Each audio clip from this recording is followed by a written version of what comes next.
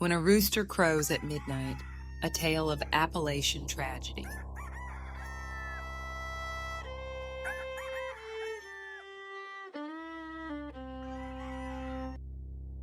Welcome to When a Rooster Crows at Midnight, Episode 1, Blood and Moonshine, a storytelling podcast exploring the untold stories of one family's trials and tragedies through the generations. In this first series, we take you deep into the Appalachian heartland to the edge of the Daniel Boone National Forest, straddling the Tennessee-Kentucky line during one of America's most turbulent times, the Prohibition era.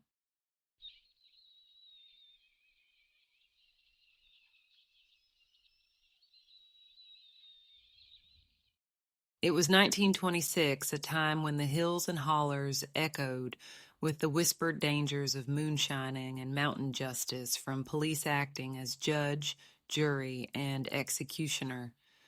A rugged stretch of land where the dense trees and shadowed ridges seemed to keep secrets as easily as they did cattle.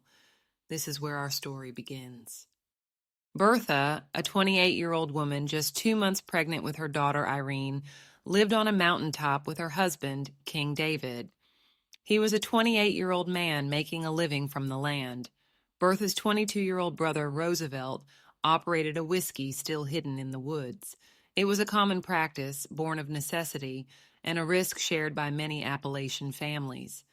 But for the lawmen of Scott County, Tennessee, and McCreary County, Kentucky, moonshining was a crime that warranted deadly force.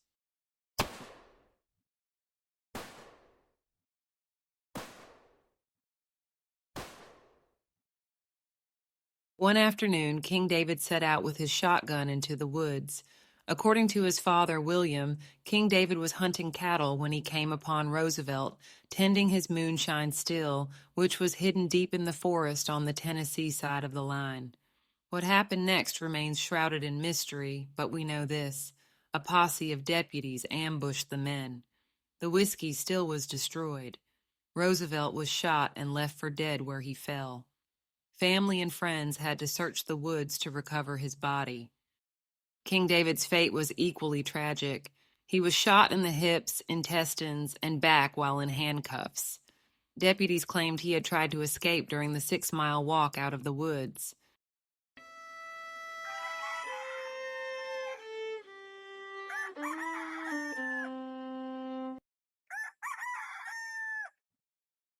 As King David's father, William, sat by his son's side in the hospital, he recalled a chilling omen.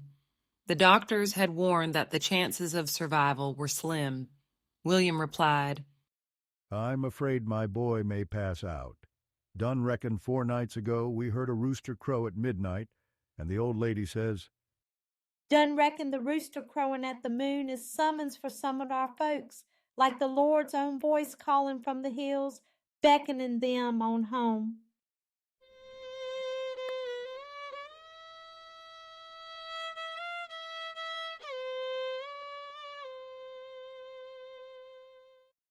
The bullet that killed him entered his right hip and exited his left, traveling downward, a trajectory that raised more questions than it answered.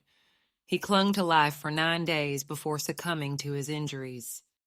In Appalachian folklore, a rooster crowing at midnight was seen as a harbinger of death, a warning that a soul would soon leave this world.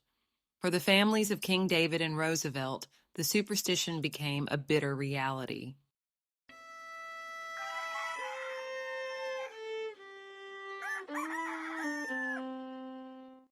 During Prohibition, violence between moonshiners and law enforcement was tragically common. The lush, rolling hills of Appalachia often ran red with blood over disputes between survival and the law.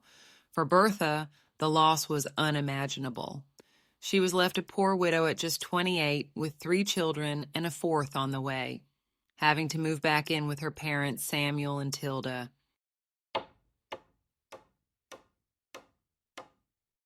Deputy Waters, one of the officers involved in the shooting and killing, was charged with the murder of King David.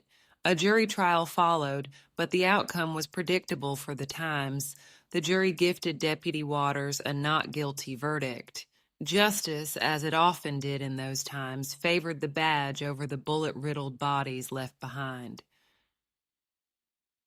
The traumatic events that took Bertha's husband and brother reverberated, their pain and trauma manifesting through generations.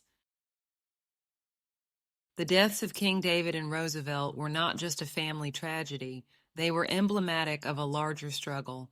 They tell the story of a time and place where the fight for survival often clashed violently with the law. As we unravel this family's history in future episodes, we'll see how these early losses shaped the lives of those who came after. Thank you for joining us for this new series, When a Rooster Crows at Midnight, Episode 1, Blood and Moonshine. Don't forget to subscribe for more stories of love, loss, and resilience passed down through the generations. Until next time, let us bring these stories to light, honoring the struggles and triumphs of our ancestors, uncovering the truths they carried, acknowledging the generational trauma that lingers, and embracing the lessons.